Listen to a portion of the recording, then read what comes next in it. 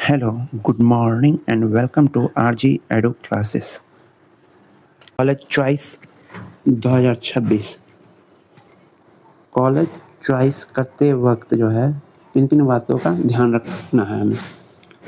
जैसा कि पहले आपको अपनी रैंक के अनुसार कैटेगरी के अनुसार ही कॉलेज चुनना है। यह केवल गवर्नमेंट कॉलेज के लिए होता है, इस बात को ध्यान रखेंगे। गवर्नमेंट कॉलेज के लिए बस ये एप्लीकेबल है। जिनकी रैंक अच्छी है और जो चाहते हैं गवर्नमेंट कॉलेज से करना, वो गवर्नमेंट कॉलेज को अपनी प्रायोरिटी पे रखेंगे। जिनका रैंक अच्छा है उनको बेशक अच्छा कॉलेज मिलेगा। ठीक, अब आ जाइए दूसरे पॉइंट पे। जिनकी रैंक अच्छी है उनके लिए यह है कि पहले वो गवर्नमेंट कॉन्स्टिट्यूएंट कॉलेज को प्राथमिकता देंगे। फ़ायदा क्या है कि यहाँ कम फीस लगती है, अच्छी पढ़ाई भी होती है, टीचर्स प्रोफेसर आपके हमेशा आते हैं। इन बातों का ध्यान देंगे। उसके बाद देखिए, इन कॉलेज चॉइस में सबसे एक महत्वपूर्ण बात यह है कि घर के नज़दीक के कॉलेज को चुनें ताकि जाने आने में सुविधा हो सके।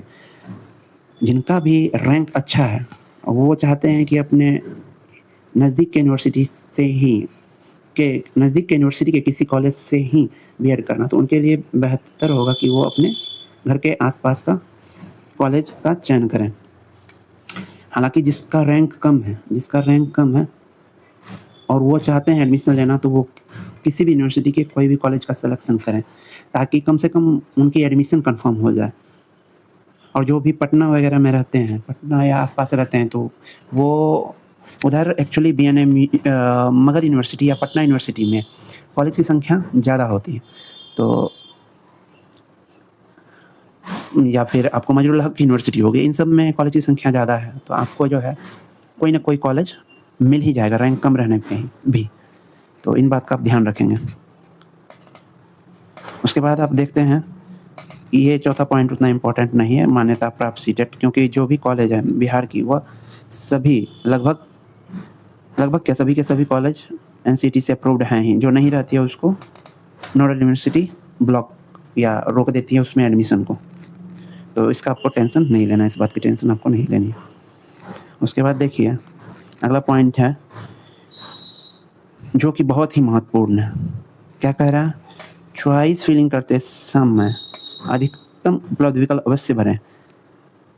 कम चॉइस में क्या होता है कि आपको कॉलेज मिलने की संभावना कम होगी। जैसे कि 10 मैक्सिमम कॉलेज है, तो आप 10 चॉइस भरने का कोशिश करेंगे ताकि कोई एक कॉलेज में आपका अलॉट हो जाए।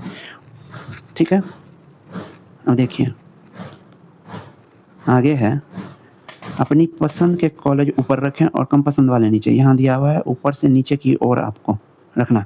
फर्स्ट चॉइस रखना है, उसके बाद सेकंड चॉइस रखना है। जो कॉलेज आपके घर के सबसे नज़दीक हो और अच्छी हो उसको फर्स्ट चॉइस में रखेंगे, क्योंकि चॉइस के ही हिसाब से आपको कॉलेज अलॉट की जाती है। हो सकता है आपका दूसरा चॉइस में जो कॉलेज हो वही आपको अलॉट कर दिया जाए, या फिर पहला चॉइस अगर मिल जाए तो बहुत अच्छा है। इसी प्रकार से 10 चॉइस आपको फिल करनी है। उसके बाद देखिए क्या कहता है,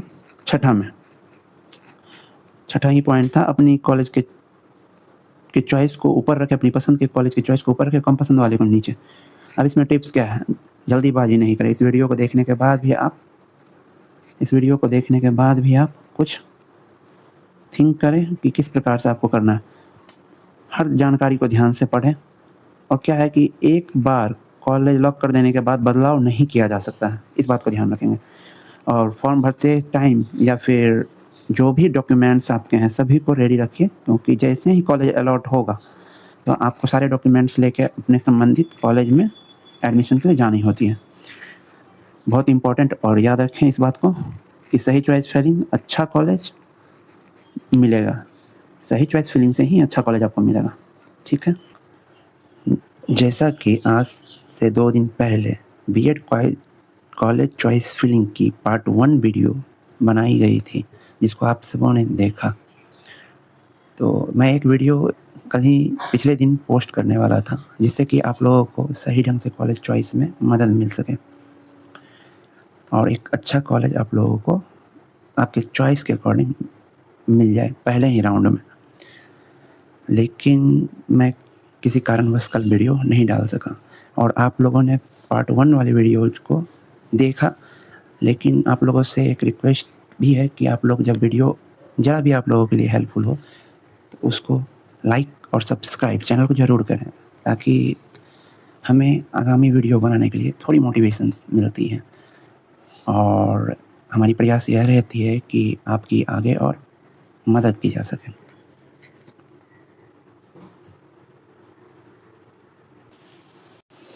और आज यह दूसरी वीडियो पोस्ट करने का मुख्य उद्देश्य यह है कि कई बार ऐसा होता है कि कैंडिडेट्स को रैंक सही होने के बावजूद भी उसकी एक गलती की वजह से, कहने का मतलब सही कॉलेज चॉइस फिलिंग नहीं करने की वजह से, उसे कोई भी कॉलेज अलॉट नहीं हो पाता। आज यह दूसरी वीडियो बनाने का मुख्य उद्देश्य ही यही है कि कई बार कैंडिडेट्स के रैंक सही होने के बाद भी उसको सही कॉलेज नहीं मिल पाता। गलती क्या होती है कि वो कॉलेज का चयन प्रेफ़रेंसेस सही से डालते नहीं। कोई 2 कॉलेज 3 कॉलेज मिनिमम या फिर 4-5 भर के ही छोड़ देते हैं। अगर आपकी रैंक कम है, तो आपको पूरे के पूरे 10 चॉइस अपने घर के यूनिवर्सिटी जो आस-पास हैं, पहले तो उसे प्राथमिकता देनी चाहिए। और अगर मेरी वीडियोज़ को देखने से आपकी ज़रा भी हेल्प होती है, तो आप इस चैनल को सब्सक्राइब और लाइक ज़रूर करें, क्योंकि इससे आगे फिर वीडियो बनाने के लिए मोटिवेशन मिलता है। और जो भी क्रिएटर्स होते हैं, वो फिर से अपने काम को लेके एक्टिव रहते हैं। आपकी रैंक अगर फर्स्ट राउंड के लिए 37 के तक भी है, तो भी मैक्सिमम प्रोबेबिलिटी है कि आपको कॉलेज आसानी से मिल जाए। अब आप ये सोच रहे होंगे कि सर आखिर ऐसा क्यों बोल रहे हैं कि 37,000 तक भी कॉलेज अलॉट हो जाएगी CML रैंक वालों की। तो उसके पीछे का मुख्य रीज़न यह है कि आप सभी को ये पता है कि तकरीबन एफ़िलिएटेड जो कि बीएड कंडक्टिंग बॉडी है, जो कि आज से पहले अभी से इस बार से पहले 2026 से पहले ललित नारायण मिथिला यूनिवर्सिटी के तहत बीएड की एग्ज़ाम कंडक्ट कराई जाती है सीईटी की, वो अभी भीमराव अम्बेडकर इस बार करवाए हैं। और टोटल एफ़िलिएटेड कॉलेज की संख्या 350 तकरीबन है, जिसमें सीटों की संख्या 37,000 प्लस है। तो फर्स्ट राउंड में टोटल 37,000 स्टूडेंट्स के लिए कॉलेज अलॉट किया जाएगा।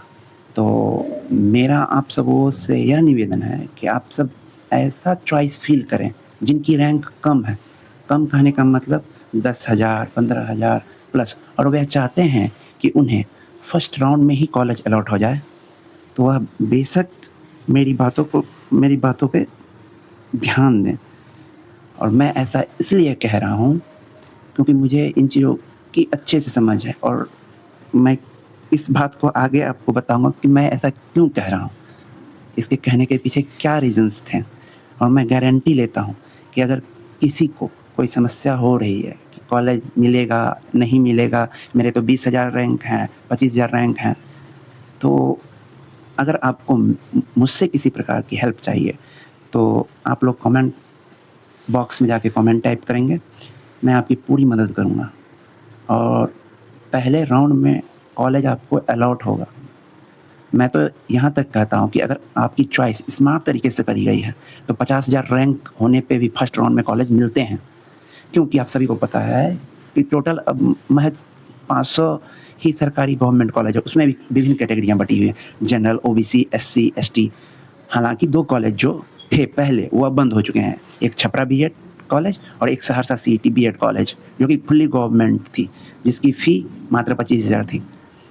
अब सभी को तो सीट मिलने से रहा गवर्नमेंट, क्योंकि 37,000 प्लस सीट में महज़ 500 सीट गवर्नमेंट कॉलेज के लिए है, और एडमिशन सभी को लेना है। तो अगर आपकी चॉइस बेहतरीन तरीके से करी जाएगी, तभी आपको एक अच्छा कॉलेज मिलेगा। और अगर आप स्मार्ट वे में और स्मार्ट तरीके से कॉलेज का सिलेक्शन करते हैं, तो बेशक आपको अपने नियरेस्ट जो नज़दीक घर के पास का यूनिवर्सिटीज़ की कॉलेज होगी, वो आपको मिल जाएगी। तो आपको अगर मुझसे किसी भी प्रकार का हेल्प चाहिए, तो आप बेशक कमेंट बॉक्स में जाकर टाइप करें। मेरी पूरी कोशिश रहेगी कि फर्स्ट राउंड में ही आपका इस तरह से कॉलेज सिलेक्शन किया जाए कि आपको पहले ही राउंड में कॉलेज अलॉट हो, और वह होगी भी। क्योंकि बहुत से ऐसे होते हैं जो एग्ज़ाम दे देते हैं, लेकिन वो फाइनली एडमिशन प्रोसेस में हिस्सा नहीं लेते। और अभी तो आप जान ही रहे हैं कि टीचर्स का किस लेवल पर क्रेज़ हो चुका है। बिहार सरकार ने राज्यकर्मी का दर्जा दे दिया, जो पहले नियोजन निकाय के तहत था। तो अब टीचर्स की वैल्यू रेपुटेशन की नज़र से, एक इज़्ज़त प्रतिष्ठा की नज़र से देखी जाने लगी है। तो सभी का इच्छा होता है कि एजुकेशन के फील्ड में आएँ। तो मेरी आप लोगों से यही गुज़ारिश रहेगी कि आप सभी एक अच्छे कॉलेज का चॉइस सिलेक्शन करें और पहले ही राउंड में अपने एडमिशन को सुनिश्चित करें। अगर आप लोग चाहेंगे तो आगे मैं क्या-क्या बीएड कॉलेज में जब साथ ही अगर वीडियो आपको अच्छी लग रही हो तो लाइक और सब्सक्राइब चैनल को ज़रूर करें। साथ ही अंत में आप सभी से इतना कहना है कि या तो आप कॉलेज चॉइस खुद से करो, या फिर इस प्रक्रिया में मेरी मदद चाहिए तो आप कमेंट बॉक्स में मैसेज ज़रूर से ज़रूर लिखें, ताकि मैं आप तक पहुंच सकूं, आपकी मदद कर सकूं। और मेरी आप सबों को शुभकामनाएं कि आप सभी को फर्स्ट राउंड में ही कॉलेज अलॉट हो जाए। क्योंकि अगर देखा जाए तो बिहार सरकार के शिक्षा विभाग में अभी भी सरकारी आंकड़ा है कि 2,20,000, जो कि सरकार यह मान रही है। आए दिन आंकड़ों के साथ कैसा खेल खेला जाता है, ये आप सभी को पता है। हालांकि इस बात से भी झुठलाया नहीं जा सकता कि यही बिहार सरकार ने विगत वर्षों में टीआरई 1, 2 और 3 के तहत 3 लाख प्लस नियमित शिक्षक को बहाल किया है। और अगर सरकार आंकड़ों का सही जानकारी दे और रिटायरमेंट्स को आने वाले 1 साल में काउंट किया जाए, तो यह शिक्षक की जो वैकेंसी बिहार में भी है, वो 3 लाख प्लस भी जा सकती है। तो आप सभी बेहतरीन तरीके से कॉलेज का सिलेक्शन करें, और मेरी मदद चाहिए तो मैसेज ज़रूर टाइप करें कमेंट बॉक्स में। और वीडियो ज़रा भी आप लोगों को हेल्पफुल लगे तो चैनल को लाइक और सब्सक्राइब ज़रूर से ज़रूर करें। Thank you.